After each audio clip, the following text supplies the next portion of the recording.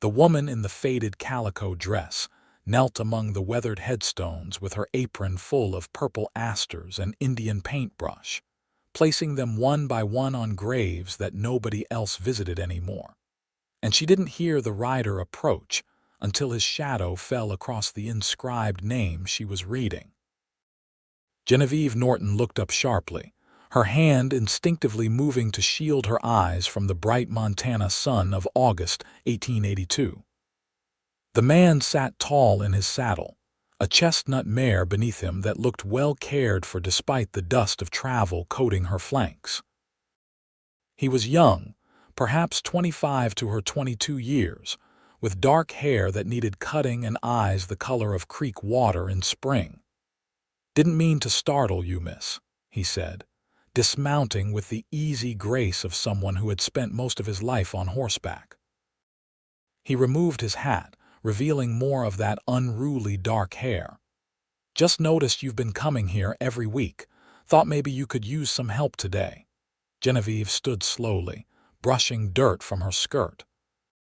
The cemetery on the hill above but was not large, perhaps 40 graves in total, but she had been tending to nearly half of them since the previous winter.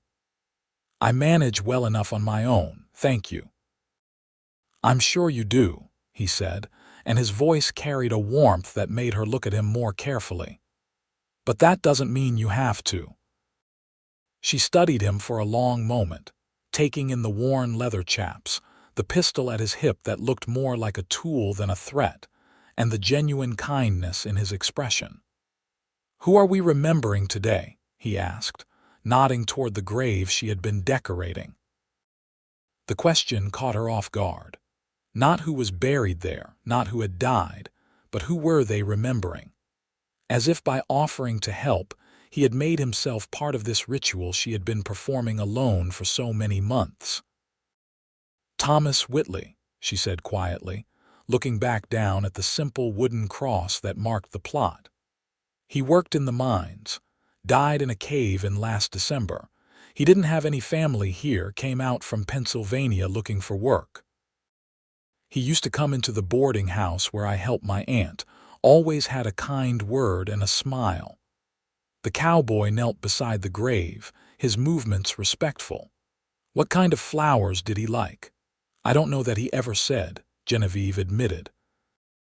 "But he mentioned once that his mother grew asters in her garden back home, so I bring him those when I can find them." "That's real thoughtful," the man said, and she could tell he meant it. He reached into her apron, which still held several stems, and she nodded permission. He arranged them carefully beside the ones she had already placed. "I'm Quinn Northwood. I've been working at the Silver Bow Ranch about 5 miles south of town." "Genevieve Norton," she replied, feeling oddly formal suddenly. "Everyone calls me Jenny. Pleased to meet you, Jenny." He stood, dusting off his knees. "Who else are we remembering today?" She found herself walking with him through the cemetery, explaining each of the graves she tended. Mary Sullivan, who had died in childbirth along with her baby. Jacob Chen, who had been murdered for the gold in his pockets by men who were never caught. Sarah and Samuel Peterson, an elderly couple who had died within days of each other from influenza. The Kowalski twins, taken by scarlet fever. Quinn listened to every story, helped place every flower, and asked questions that showed he was truly paying attention. When she told him about little Emma Branson, only 4 years old when she drowned in the creek, his eyes grew sad in a way that told her he understood grief personally. "What about you?" Genevieve asked as they walked toward the last few graves she tended. "Who have you lost?" He was quiet for a moment, looking out over the town of Butte below them with its mining operations and bustling streets. "My brother," he said finally. "Caleb. He was 2 years younger than me. We were working a cattle drive up from Texas 3 years back. There was a stampede one night and he got caught in it." He turned back to her. "That's why I asked who we were remembering, not who was buried here. Because they're more than just names on stones, aren't they? They're people who mattered, people who should be remembered. Genevieve felt something shift in her chest, a recognition of a kindred spirit. "Yes," she said softly. "Exactly that." They finished with the remaining graves together, and when her apron was empty of flowers, Quinn walked her back down the hill toward town. He led his mare by the reins, keeping pace with Genevieve's slower steps. The sun was beginning its descent toward the mountains, painting the sky in shades of gold and pink. "Can I ask why you do this?" Quinn said. "Tend to graves of folks you didn't know well, I mean. Not that it isn't admirable, but it's a lot of work." Genevieve was quiet for a while, considering her answer. They had reached the edge of town, where the buildings began to cluster more closely together. "My parents died when I was 16, she said. "Yellow fever. We were living in St. Louis then. They were buried in a pauper's field because we didn't have money for proper plots. I couldn't even afford markers for their graves." She took a breath, steadying herself. "When I came here to live with my Aunt Beatrice 2 years ago, I started noticing how many graves were uncared for. People who died far from home, or whose families couldn't afford to maintain their plots, or who simply had no one left. I thought about my parents, lying in unmarked graves, and I just couldn't bear the idea of these people being forgotten too." Quinn stopped walking, and she turned to face him. His expression was open, understanding, and something more that she couldn't quite name. "That's about the kindest thing I've ever heard," he said. She felt heat rise to her cheeks. "It's nothing special, just something that needed doing." "It's special," he insisted. "Trust me on that." They resumed walking, and Genevieve found herself acutely aware of his presence beside her. She had been so focused on her routines, on work and tending the graves and helping her aunt run the boarding house, that she had scarcely noticed any of the young men in town. But something about Quinn made her notice everything. The way he moved with unconscious confidence, the gentleness in his rough hands when he had arranged the flowers, the sound of his voice when he spoke about his brother. "Will you be here next week?" Quinn asked as they reached the boarding house, a tall 3-story building with a fresh coat of white paint that her aunt insisted on maintaining. "I come every Sunday afternoon," Genevieve said. "Then I'll see you next Sunday," he replied, settling his hat back on his head. "If you'll have the help, that is." She smiled, a real smile that felt like the first genuine one in a long time. "I'd like that." He mounted his mare with fluid ease, touched the brim of his hat in farewell, and rode off down the dusty street. Genevieve watched him go, her heart doing strange things in her chest that had nothing to do with the climb up the cemetery hill. Inside, her Aunt Beatrice was in the kitchen preparing supper for their 7 boarders. She was a stout woman of 50 with sharp eyes that missed nothing. "Who was that young man?" she asked the moment Genevieve entered. "Just someone who helped me with the flowers," Genevieve said, trying to sound casual as she washed her hands at the basin. Her aunt said, in the tone that meant she knew there was more to the story. "Well, he looked respectable enough. Good posture, and he helped you down from the walk even though you didn't need it. That shows manners." "He was perfectly polite," Genevieve agreed, focusing intently on drying her hands. "And handsome too, I'd wager, from what I could see from the window." "Aunt Beatrice," her aunt laughed, a warm sound. "I'm just saying, dear girl, it's about time you noticed someone. You've been working yourself to the bone since you arrived, and while I appreciate the help, you're young. You should have some happiness in your life." Genevieve thought about that as she set the table for dinner. Happiness had seemed like a distant concept for so long. After her parents died, she had focused solely on survival, then on making herself useful to her aunt who had taken her in without hesitation. The weekly cemetery visits had given her a sense of purpose, but they were also melancholy by nature. She hadn't realized how much she had been living in the shadows of grief, until Quinn had walked into the sunlight with her. The next Sunday, she found herself taking extra care with her appearance, choosing her better dress, the blue one with the small flowers embroidered on the collar that her mother had made. She braided her honey-colored hair more carefully than usual, and even pinned on the small cameo brooch that had been her mother's. Quinn was already at the cemetery when she arrived, sitting on a fallen log near the entrance with a bundle wrapped in cloth beside him. He stood when he saw her, and the smile that broke across his face made her stomach flutter.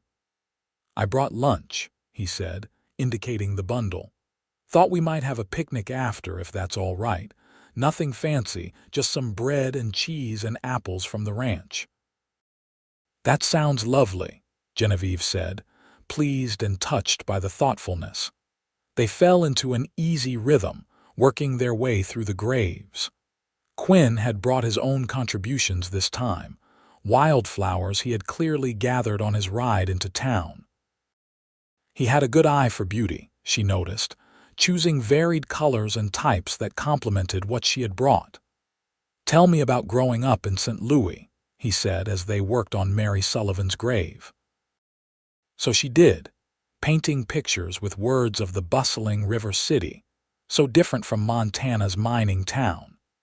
She told him about her father's work as a printer, her mother's beautiful singing voice, the apartment they had lived in above a bakery where the smell of fresh bread woke them each morning. She found herself sharing memories she hadn't spoken aloud in years, and Quinn listened with that same focused attention he had given her the week before.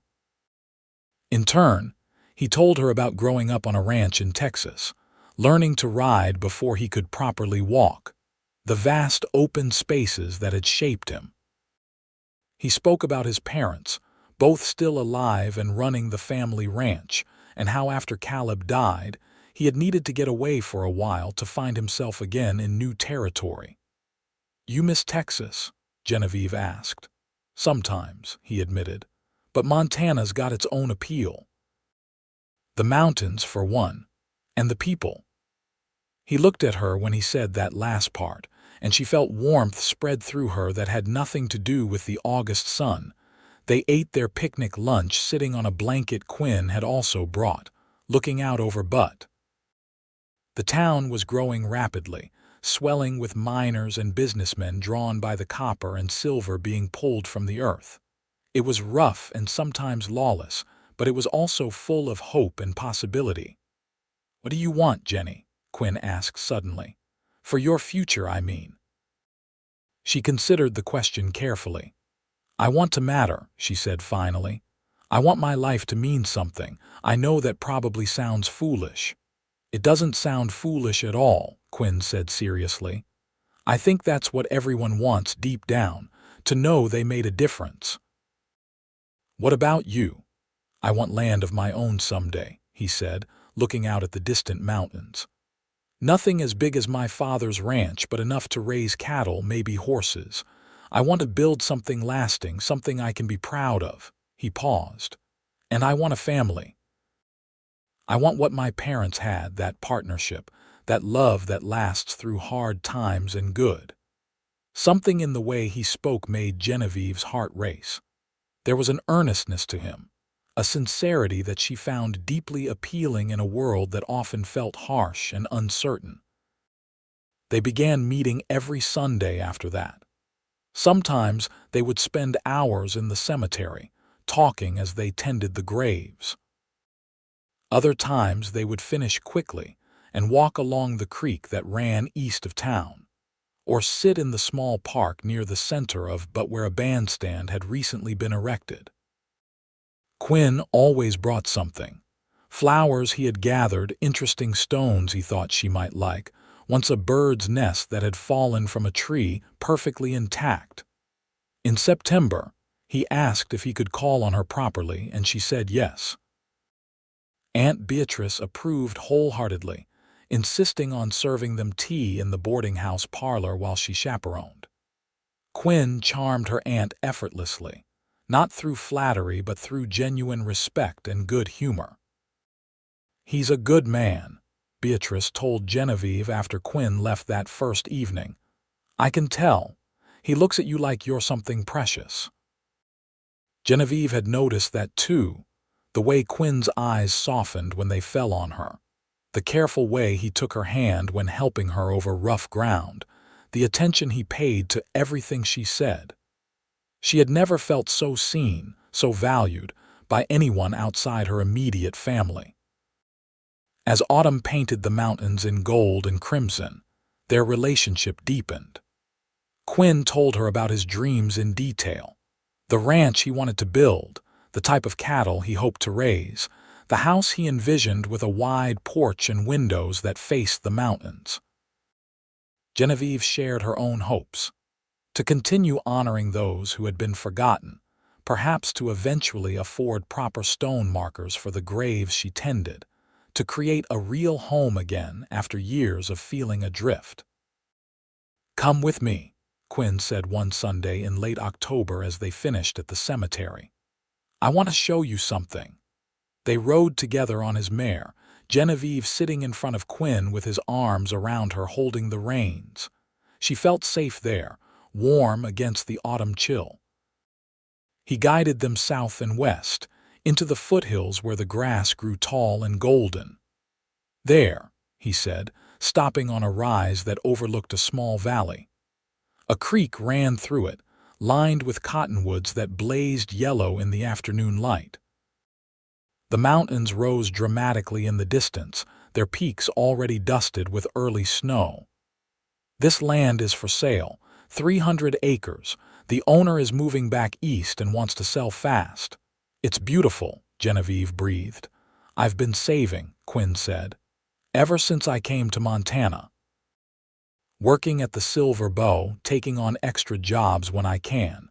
I'm close, Jenny. Maybe by spring I could have enough for the down payment." She turned to look at him, understanding the significance of what he was showing her. This wasn't just land, this was his future, and he was sharing it with her. "I can see it," she said softly. "The ranch you want to build, the house, the barn, the horses in the pasture. Can you see yourself there?" he asked, his voice quiet but intense. "Because I can. I see you in every part of it, Jenny. I see you on the porch of that house, in the garden you'd grow, at the table in the evening. I see the life we could build together." Her breath caught. They had been courting for barely 2 months, but she knew with absolute certainty that what she felt for Quinn was real and deep and lasting. "Yes," she whispered.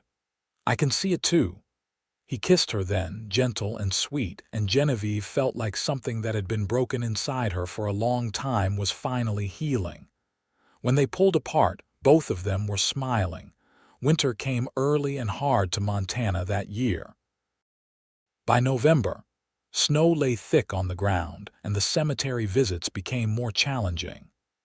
Quinn insisted on accompanying her every week, helping her break through the frozen earth to place evergreen branches on the graves since flowers were impossible to find. "We're not giving up on them just because it's cold," Genevieve said stubbornly one particularly bitter Sunday.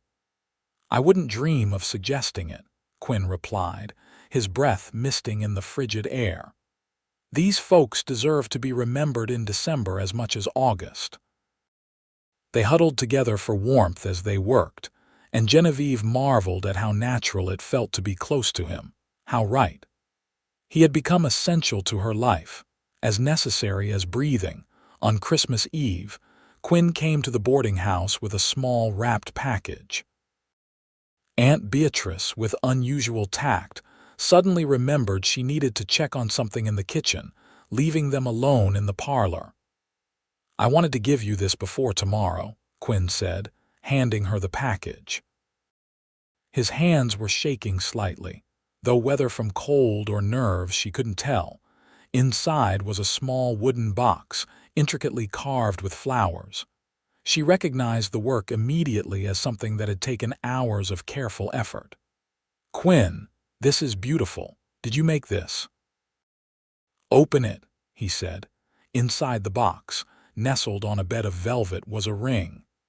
not expensive or elaborate but lovely in its simplicity. A small garnet set in silver with delicate engraving around the band. Genevieve looked up at him with tears in her eyes. Quinn dropped to one knee right there in the boarding house parlor. "Jenny, I know we haven't been courting long by most standards, but I knew the day I saw you in that cemetery that you were someone special, and every day since has only made me more certain. You're kind and strong and thoughtful, and you see the world in a way that makes me want to be better. I love you, Genevieve Norton. Will you marry me?" "Yes," she said, the word coming out as half laugh, half sob. "Yes, absolutely yes." He stood and slipped the ring on her finger, and then they were kissing and laughing, and Aunt Beatrice was rushing back in, and pretending to be surprised even though she had obviously been listening from the kitchen. They were married in February of 1883, in a simple ceremony at the small church in Butt. Despite the cold and snow, the church was full of people. Aunt Beatrice's boarders, workers from the Silver Bow Ranch, townspeople who had seen Genevieve tending the cemetery faithfully every week and respected her dedication. Even some of the miners who had known Thomas Whitley came, which touched Genevieve deeply. She wore a dress Aunt Beatrice had helped her make, cream-colored wool with lace at the collar and cuffs. Quinn wore his best suit, looking handsome and slightly overwhelmed by emotion as she walked down the aisle. "I promise to remember with you," he said when it came time for his vows. "To honor what matters, to build a life with you that's worth remembering." "I promise to dream with you," Genevieve responded. "To build something lasting, to love you through everything that comes." The reception was held at the boarding house, with food and music and dancing that lasted well into the evening. Genevieve had never felt so happy, so surrounded by love and good wishes. They spent their wedding night at the hotel in Butt, a small luxury they allowed themselves. In the morning, Quinn held her close and told her about his plans. "I've been saving every penny," he said. "And with what my parents sent as a wedding gift, I have enough now, enough for the land." "The valley?" Genevieve asked, remembering that golden October afternoon. "The valley," he confirmed. "We can file the papers this week. It'll be ours, Jenny, our land, our future." They moved into a small cabin on the property in March, as soon as the worst of the winter had passed. It was rough living at first, just 2 rooms and a stone fireplace, but they were together, and that made everything feel like an adventure. Quinn worked tirelessly clearing land, building fences, planning where the barn and larger house would eventually stand. Genevieve planted a garden as soon as the ground thawed and started making the cabin into a real home. She still went to the cemetery every Sunday, and Quinn always came with her. Now they rode together on horses from the small string Quinn was beginning to build, his mare and a gentle gelding he had bought specifically for Genevieve. "I was thinking," Quinn said one Sunday in May as they tended the graves, "what if we commissioned proper headstones for all of these folks? It would take time to save up, but we could do maybe 2 or 3 a year." Genevieve stared at him. "That would cost a fortune." "We'll make it work," he said simply. "You were right, Jenny. These people matter. They deserve to be remembered properly." She threw her arms around him right there among the graves, overwhelmed by love for this man who understood her so completely. The ranch grew slowly but steadily. Quinn proved to be a skilled cattleman, and his reputation for honesty and fair dealing brought opportunities. He took on work breaking horses for other ranchers, training them with patience rather than force in a way that produced reliable, even-tempered animals. The extra income helped build up their herd and start construction on the larger house. By their first anniversary, the frame of the new house was up, and Genevieve was pregnant. She told Quinn on a warm evening in June as they sat on the porch of the cabin watching the sunset paint the mountains. "Are you sure?" he asked, his voice full of wonder. "I'm sure," she said, placing his hand on her still flat stomach. "The baby should come in December if my calculations are right." He kissed her with a tenderness that made her throat tight with emotion. "A father," he said softly. "I'm going to be a father." "You're going to be a wonderful father," Genevieve assured him. The pregnancy was not easy. By August, she was sick most mornings and exhausted by afternoon. But Quinn was endlessly patient, taking over more of the household work and refusing to let her push herself too hard. He finished the new house that September, working from dawn until dark to ensure it was ready before the baby came. The house was everything he had envisioned and more. A wide front porch with views of the mountains, large windows that filled the rooms with light, a spacious kitchen with a new cast iron stove, and 3 bedrooms upstairs. They moved in during October, and Genevieve spent happy hours arranging their modest furniture and hanging curtains she had sewn. "It's perfect," she told Quinn as they stood in the middle of their bedroom on moving day. "Everything I could have hoped for." "Just wait," he said, pulling her close. "This is only the beginning." On a snowy night in mid-December, with Aunt Beatrice and the doctor in attendance, Genevieve gave birth to a son. The labor was long and difficult, nearly 18 hours, and there were moments when she wondered if she had the strength to continue. But Quinn was there the whole time, holding her hand, whispering encouragement, and when she finally heard the baby's first cry, she felt a rush of love so powerful it almost overwhelmed her. "A boy," the doctor announced, placing the squalling infant on her chest. "A healthy boy." "He's beautiful," Quinn said, his voice thick with emotion. "Jenny, he's perfect." They named him Caleb Thomas, honoring both Quinn's brother and Thomas Whitley, the first grave Genevieve had tended. When they told Aunt Beatrice the full name and its significance, she cried. Parenthood was exhausting and wonderful in equal measure. Caleb was a good baby, generally happy, but he demanded constant attention. Genevieve had to temporarily stop her Sunday cemetery visits, and she felt guilty about it until Quinn pointed out the obvious. "You're creating new life now," he said, rocking Caleb in his arms. "That's just as important as honoring those who have passed. They'd understand." By spring, she felt ready to resume the visits, bringing baby Caleb along in a sling. The townspeople who saw them were charmed by the sight of the young family tending the graves together. Quinn carrying flowers while Genevieve nursed the baby, the 3 of them creating a picture of devotion and love. The ranch continued to prosper. By 1885, they had 60 head of cattle and were breaking even, a significant accomplishment for a new operation. Quinn's horse training business was thriving, with ranchers from across the territory seeking out his services. They hired their first hand, a young man named Peter who had recently lost his parents and needed both work and a sense of belonging. Quinn and Genevieve took him in almost as family, understanding better than most what it meant to need a place to belong. True to his word, Quinn commissioned the first proper headstone that year for Thomas Whitley. It was simple granite with his name, dates, and an inscription Genevieve chose, remembered with love by those he left behind. When it was installed, she stood before it and cried, feeling like she had finally fulfilled a promise she had made to herself years ago.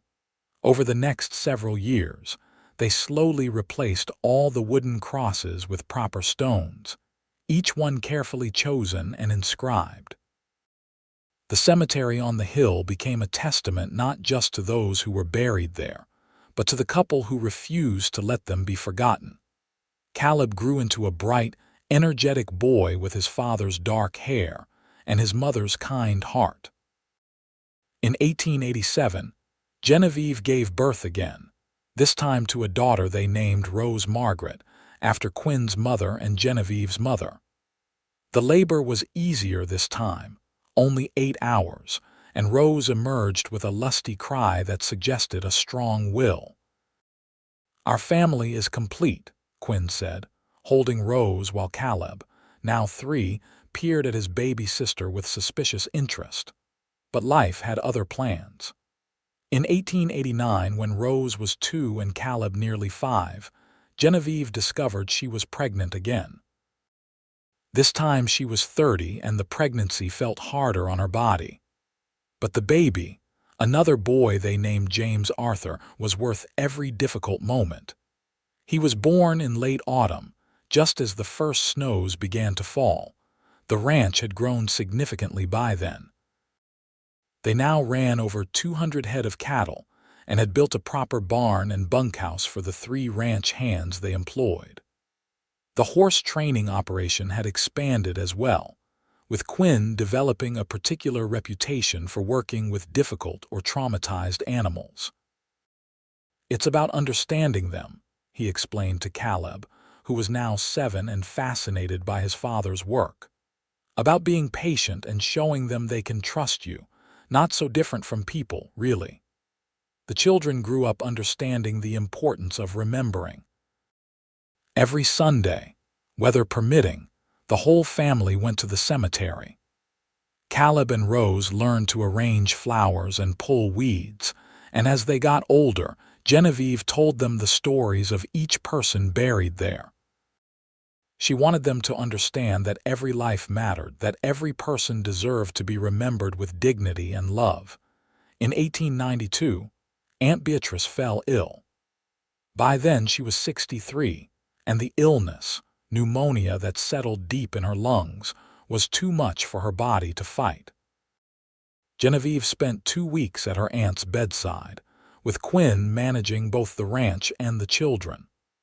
When Beatrice died on a quiet Tuesday morning, Genevieve felt like she had lost her last connection to her parents. They buried her in the cemetery on the hill, of course, with a beautiful granite headstone that read, "Beatrice Norton, beloved aunt and friend, her kindness lives on."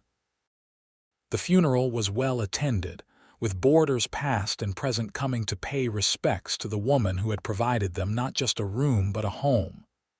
"She would have been proud of you," Quinn told Genevieve that night as they lay in bed, her tears soaking his nightshirt.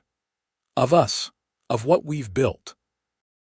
"She loved you so much." "I know," Genevieve whispered. "I just wish I could have saved her the way she saved me." "You gave her 10 years of joy," Quinn said firmly. 10 years of watching you thrive, of being part of our family. That's not nothing, Jenny, that's everything." The grief faded slowly, but it did fade. Genevieve found comfort in her children, in the ranch, in the life she and Quinn had built together. The cemetery visits continued, now with Beatrice's grave added to their regular rounds.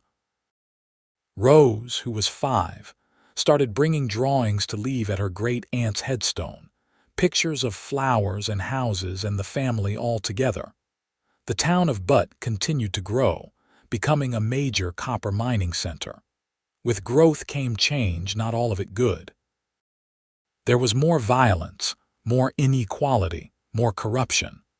But there was also more opportunity, more diversity, more of the raw energy that had always characterized the West. Quinn and Genevieve tried to be a stabilizing force in the community. They were known for treating everyone fairly, regardless of background. When a Chinese miner was killed in a dispute over a claim, and no one wanted to pay for his burial, Quinn quietly covered the costs and ensured he had a proper funeral. When a native woman died in childbirth, and the father had no resources, Genevieve arranged for the baby to be cared for by a local family, helping support them financially for the first year. "We can't fix everything," Quinn said one night after a particularly frustrating town council meeting where yet another petition for labor reform had been dismissed. "But we can do what's in front of us.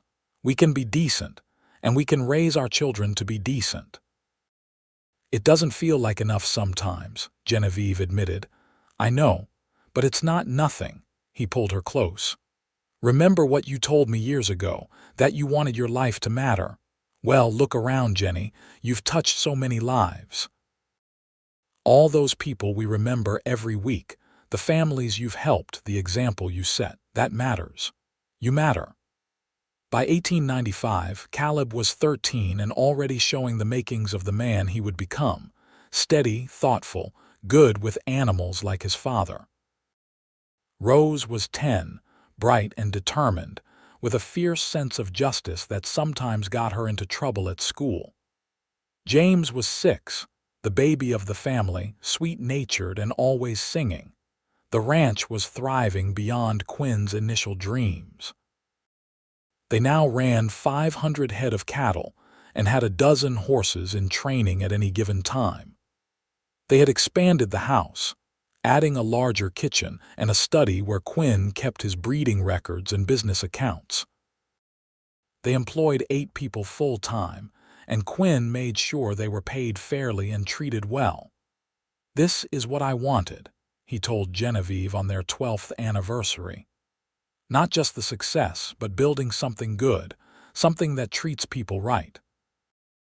That summer, the first paved road reached Butte, a sign of the changing times. Automobiles were still rare, but they came through occasionally, frightening the horses and exciting the children. Progress was inevitable, Quinn acknowledged, but he hoped some things would remain constant. "The land," he said. "The importance of hard work and integrity, taking care of each other, those things shouldn't change no matter what new inventions come along." In 1897, when Genevieve was 37, she thought she was done having children. So it was a shock when she realized in early spring that she was pregnant again.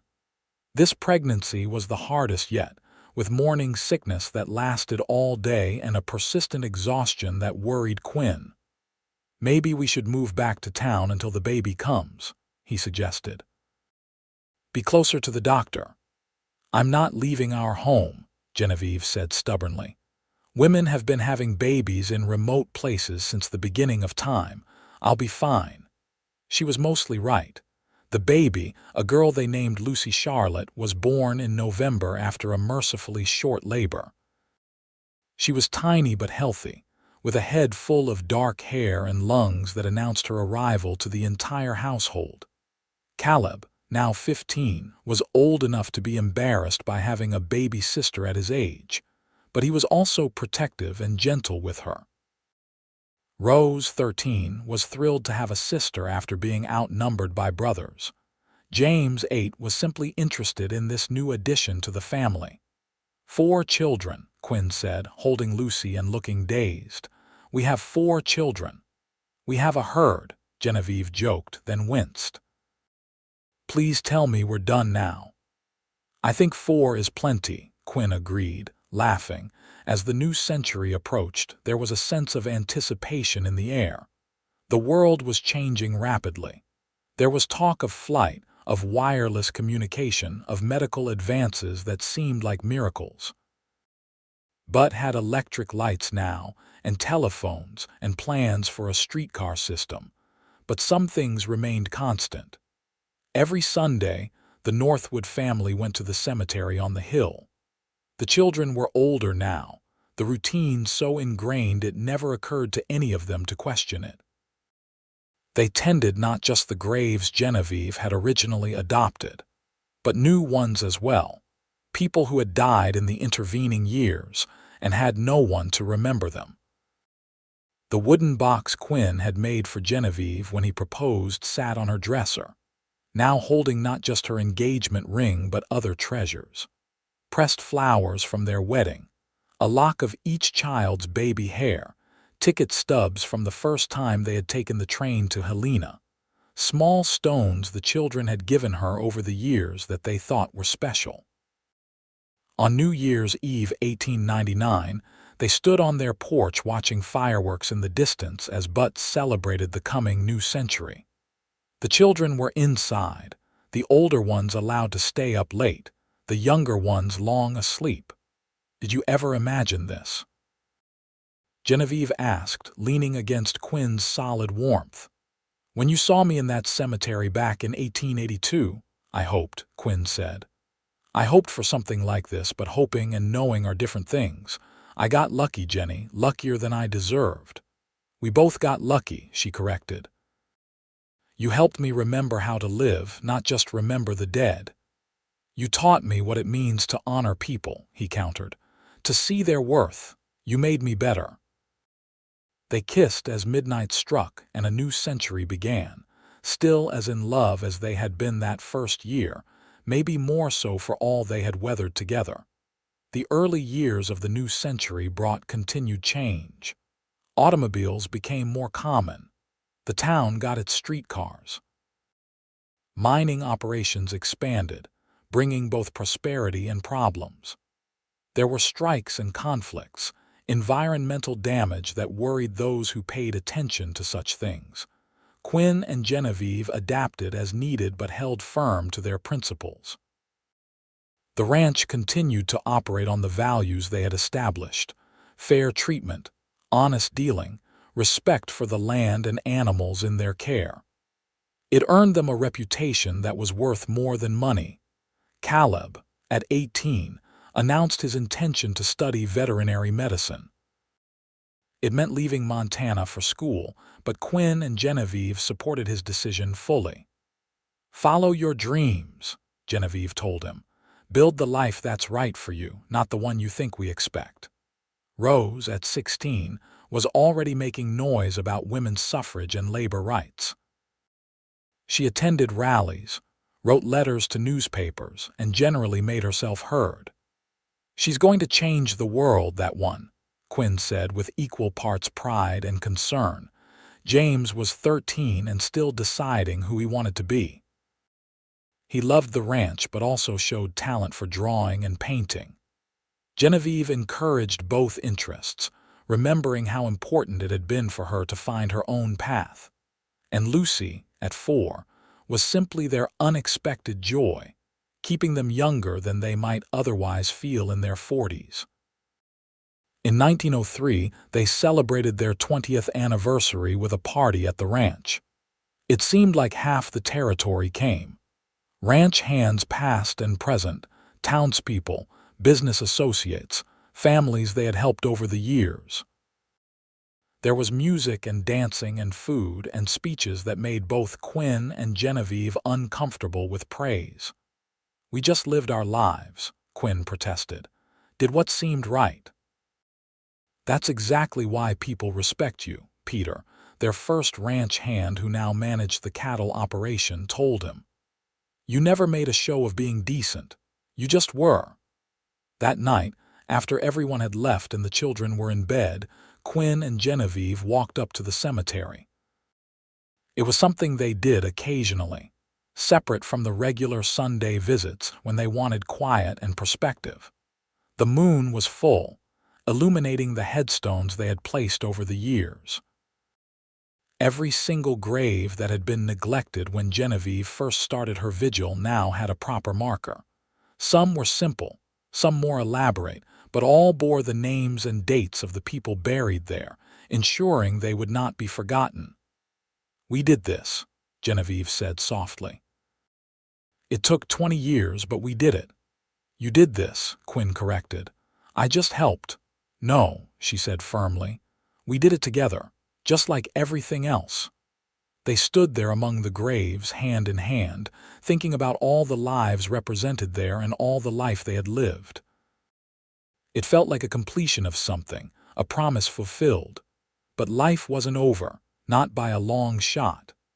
The years continued to unfold with their mixture of joy and sorrow, triumph and challenge. Caleb graduated from veterinary school and returned to Montana, setting up a practice in Butte. He married a teacher named Sarah, and they gave Quinn and Genevieve their first grandchild in 1907. Rose went east to college, one of the first women from Butte to do so. She studied law, determined to fight for the rights of workers and women. She caused various scandals by being unmarried at 25, but she didn't care, focused entirely on her work. James did end up staying on the ranch, finding his happiness in the day-to-day work of raising cattle and horses. He also painted in his spare time landscapes of Montana that captured the rugged beauty of the place they all loved. When he married at 23, it was to a quiet girl named Anna who loved the ranch as much as he did. Lucy grew into a spirited teenager who wanted to be a doctor, shocking and delighting her parents in equal measure. "Why not?" she said when Quinn expressed concern about the difficulties she would face as a woman in medicine. "Someone has to be among the first." By 1910, Quinn and Genevieve were in their 50s, their hair showing silver, their faces lined by years of Montana sun and wind. But they were healthy and active, still running the ranch, still making their weekly trips to the cemetery, now sometimes accompanied by grandchildren who learned the stories just as their parents had.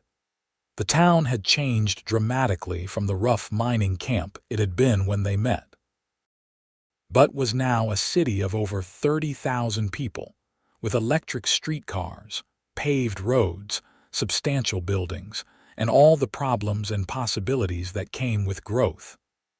The cemetery on the hill was no longer on the edge of town, but somewhere closer to the middle, surrounded by development. There was talk of relocating the cemetery, moving the bodies to a larger, more modern facility outside town.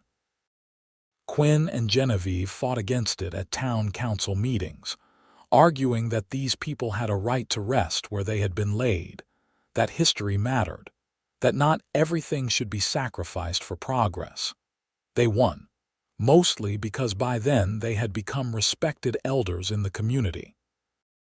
The cemetery stayed, and the town actually invested in its maintenance, hiring a groundskeeper and improving the fencing and paths.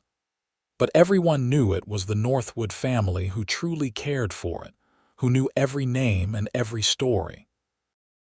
In 1912, on a Sunday in summer much like that first day they met 30 years before, Quinn and Genevieve walked through the cemetery with their youngest grandchild, Caleb's daughter Emma, who was 3. She toddled between them, holding both their hands, occasionally bending to pick flowers that grew wild among the graves. "Gamma, who is this?" Emma asked, pointing at Thomas Whitley's headstone. Genevieve knelt beside her granddaughter, feeling the familiar ache in her knees that came with age. "That's Thomas," she said. "He was a miner who came here from very far away. He was kind and hardworking, and he loved his mother very much." "Is he sleeping?" "In a way," Genevieve said gently, "but we remember him, so he's not really gone." Emma considered this with the seriousness of very young children. Then she carefully placed one of her picked flowers on the grave. "There," she said with satisfaction. "Now he has flowers." Quinn met Genevieve's eyes over their granddaughter's head, and the look they shared was full of memory and love and satisfaction. They had built something lasting, not just in land and cattle and children, but in this practice of remembering, of honoring, of caring for those who otherwise would have been forgotten. "Who are we remembering today?" Emma asked, echoing words her grandfather had spoken 3 decades earlier. "Everyone," Genevieve said, pulling the child close. "We're remembering everyone." They continued their rounds, 3 generations together, placing flowers and pulling weeds and telling stories. Below them, but spread out in all its messy, vital humanity. Beyond that, the mountains rose eternal, and somewhere in the valley they had claimed years ago, the ranch waited, testament to what could be built with love and determination and partnership. That evening, after they had returned home and Emma had been collected by her parents, Quinn and Genevieve sat on their porch watching the sunset. It was something they did most evenings, this quiet time together after the work of the day was done. "You ever regret it?" Quinn asked suddenly. "Staying here instead of going somewhere easier, somewhere more settled?" Never, Genevieve said without hesitation. This is where I found you. This is where we built our life. How could I regret that? We've had it good, Quinn said. Better than good. I know we've had hard times too, but overall, we've been blessed. We have, she agreed. And we've earned it. We worked hard, we treated people right, we held onto what mattered. They sat in comfortable silence as the sky turned from gold to pink to purple. Somewhere in the distance, a coyote called. Closer, one of the horses whinnied in the barn, the sounds of their life familiar and dear. I love you, Quinn said, as he had said countless times over the years. More now than I did that first day, if that's possible. It's possible, Genevieve said, taking his hand. Because we've built this love day by day. It's not just a feeling, it's everything we've created together.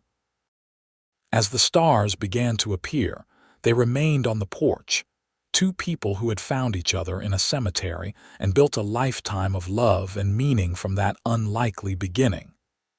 They had honored the dead by living fully, by creating life and legacy that would extend far beyond their own years. The ranch would continue through their children and grandchildren. The cemetery would be tended by new generations who had learned the importance of remembering. The love they had built would ripple outward in ways they couldn't even imagine, touching lives they would never know. But in that moment, all that mattered was the two of them together, watching the day fade into night in the place they had made their own. It was enough. It was everything. Years continued to pass with the gentle inevitability of seasons turning. Quinn and Genevieve grew older, their bodies slowing but their minds and hearts as strong as ever. They eventually handed over the day-to-day running of the ranch to James and his wife Anna, though they remained involved and engaged. Quinn still worked with horses when a particularly challenging animal needed his touch, and Genevieve still kept the ranch house running smoothly. The Sunday cemetery visits never stopped. Even when Quinn developed arthritis in his knees that made the hill climb difficult, he insisted on going. I promised you, he said when Genevieve suggested he might stay home some weeks. I promised I'd remember with you. I'm not breaking that promise now. So they went more slowly, sometimes stopping to rest halfway up the hill. The children and grandchildren often joined them, making it a family tradition that none of them would have considered breaking. Emma, who had toddled through the cemetery as a small child, was now a teenager who brought her own flowers and had learned all the stories. In 1918, when the influenza pandemic swept through, but was hit hard. The mining operations, with men working in close quarters underground, were particularly affected. Quinn and Genevieve, now in their late 50s, did what they could to help. They donated money for medical supplies, turned part of the ranch house into a temporary infirmary, and nursed sick ranch hands back to health. They were lucky. Their immediate family all survived, though Rose lost her new husband to the disease, leaving her a widow at 33 with two small children. She returned to Montana, moving into the ranch house with her parents, and slowly rebuilt her life. Watching their strong daughter brought low by grief reminded Quinn and Genevieve of their own early losses, and they surrounded her with the kind of understanding that only comes from shared pain. The cemetery on the hill filled with new graves that year, more than it had seen in a long time. Quinn and Genevieve extended their care to these as well, making sure that even in the midst of overwhelming death, individuals were remembered and honored. When the pandemic finally passed, there was a collective exhale of relief, but also an awareness that the world had changed again. The war in Europe had ended the same month as the armistice, and men who had gone off to fight were returning different, haunted by things they couldn't speak about. The old century truly felt gone, and a new age was clearly beginning, but some things remained constant. Love, family, the importance of honoring those who came before. These truths didn't change with the times, and Quinn and Genevieve held onto them like anchors. On their 40th anniversary in 1923, the family threw another party.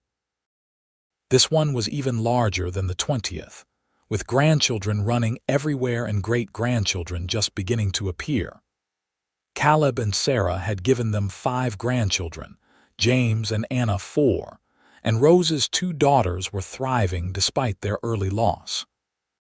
40 years, Quinn said in his speech, his voice still strong despite his 66 years.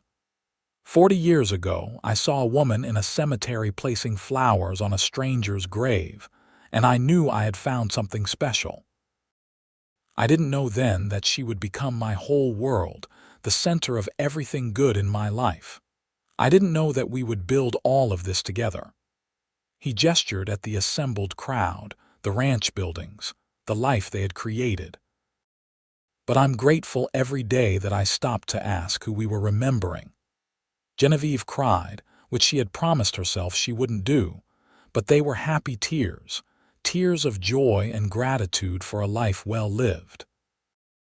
That night, long after everyone had left, they returned to their tradition of walking to the cemetery after important occasions. The graves they had tended for over 40 years were like old friends now, familiar and dear. They moved slowly among them, not placing flowers this time, just visiting. "We've lived a good life," Genevieve said, standing before Thomas Whitley's grave. It seemed fitting to end here where in a sense their story had begun. "The best life," Quinn agreed, his arm around her shoulders. "No regrets, Jenny, not a single one." They stood there in the moonlight, 2 people who had grown old together, who had faced joys and sorrows side by side, who had built something lasting and meaningful. The love between them was as real and present as it had been that first day, perhaps more so for being tested and proven over decades. The years that followed brought the inevitable challenges of aging. Quinn's arthritis worsened, and by his 70th birthday he could no longer ride horses, a loss he felt keenly. But he could still sit on the porch and watch the ranch operations, offering advice when asked. Genevieve developed cataracts that clouded her vision, but surgery restored most of her sight, a modern miracle that left them both grateful. They celebrated their 50th anniversary in 1933, in the depths of the Depression. The ranch had weathered the economic crisis better than many, thanks to conservative management and diversified operations. But they saw the suffering around them, and did what they could to help, hiring workers they didn't strictly need, providing food to families who were struggling, opening their home to those who had nowhere else to go. "This is what it's about," Genevieve told Rose, who had become active in Depression-era relief efforts. "Taking care of each other, especially when times are hard." The 50th anniversary celebration was quieter than previous ones, reflecting both their age and the sober times. But it was full of love, with children and grandchildren and great-grandchildren gathered around, sharing stories and memories. "Tell us about the cemetery," one of the great-grandchildren asked. The story had become family legend, the tale of how Grandma and Grandpa had met. So Genevieve told it again, the way she had told it dozens of times before. How she had been placing flowers on forgotten graves. How Quinn had ridden up and asked who they were remembering. How he had helped her that day and every Sunday since. How that simple act of kindness and shared respect for the dead had grown into a lifetime of love. The children listened raptly, even though most had heard the story before. It was a good story, a true story, and it never got old. As they entered their 80s, Quinn and Genevieve slowed further. The cemetery visits continued, but now with more help, often being driven up the hill rather than walking. Their children and grandchildren had fully taken over the tradition, But Quinn and Genevieve still came when they could, still remembered. In the spring of 1940, Quinn fell ill with pneumonia.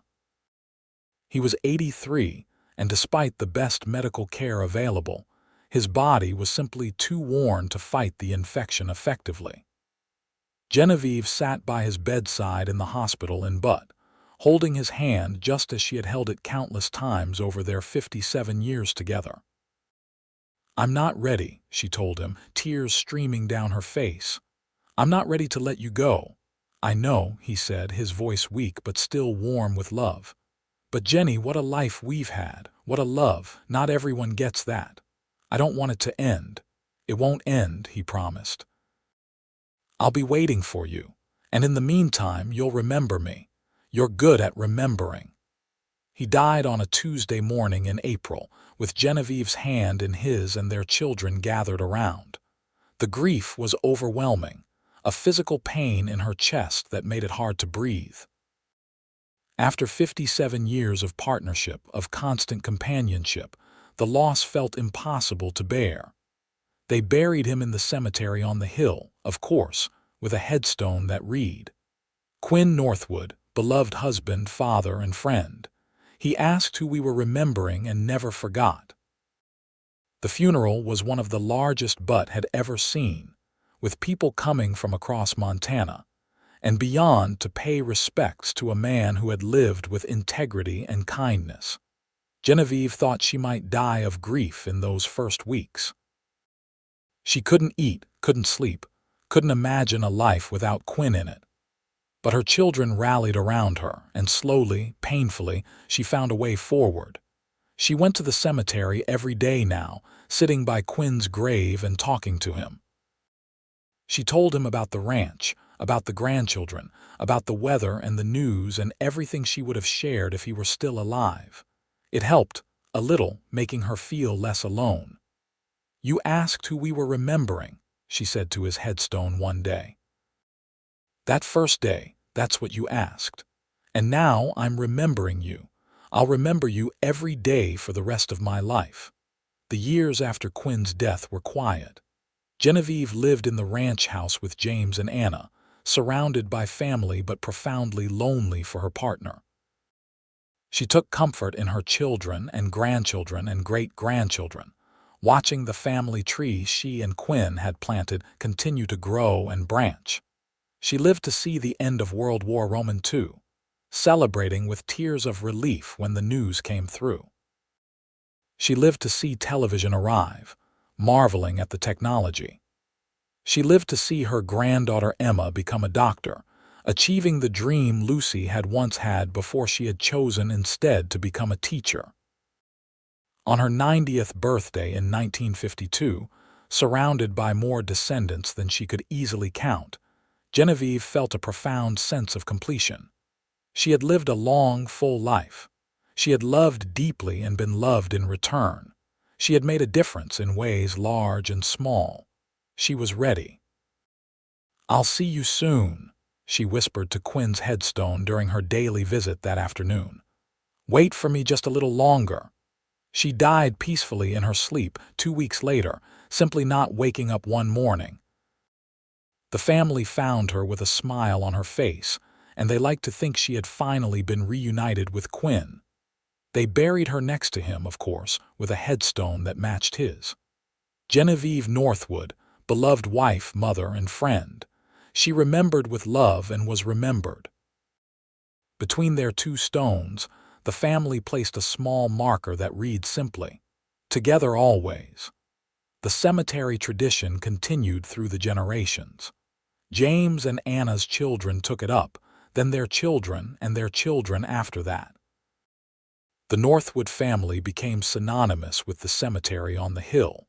And even as Butte changed and modernized around it, that one piece of land remained a place of memory and honor. The ranch prospered for over a century, staying in the family and maintaining the values Quinn and Genevieve had established. Fair treatment, honest dealing, respect for the land. The house they had built was preserved and expanded, becoming a family landmark where reunions were held and stories were told. And always, every Sunday, someone from the family went to the cemetery. They tended not just the graves of Quinn and Genevieve, but all the others as well, the ones that had started the whole story. Thomas Whitley, Mary Sullivan, the Peterson couple, all the forgotten people whom one young woman had decided to remember. Their stones were kept clean, their graves decorated with flowers, their stories passed down through generations. The love story of Quinn and Genevieve Northwood became legend in Butt, told and retold as an example of how love could grow from the smallest seed of kindness. How asking a simple question, "Who are we remembering today?" could lead to a lifetime of partnership and devotion. How honoring the dead taught you how to live. In the end, they had both gotten what they wanted. Quinn had built something lasting, a ranch and a family that continued long after he was gone. Genevieve's life had mattered, touching hundreds of lives through her compassion and dedication. Together, they had created a love story that transcended death, proving that what is remembered never truly dies.